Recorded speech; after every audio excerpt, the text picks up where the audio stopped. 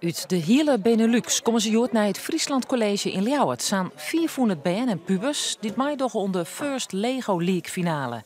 En nee, dan draait het dus echt net meer om die Lietse blokjes die je op kon klikken. Hoe ging het? Voor het gevoel goed. Ja? Ja, dus ze zijn zeer positief.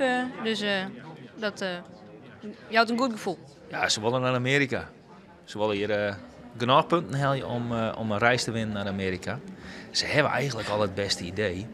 En, dus ze maaien al, misschien al naar Amerika, gewoon om het beste Global Innovation Idea.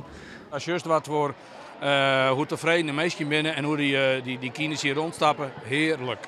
Van Friesland nog het 3 teams maar. Een team van Comenius uit Ljouwert, een van het Bogerman uit Snits en een team van het Linde College uit Wolverkeer. Wat kind deze robot al je?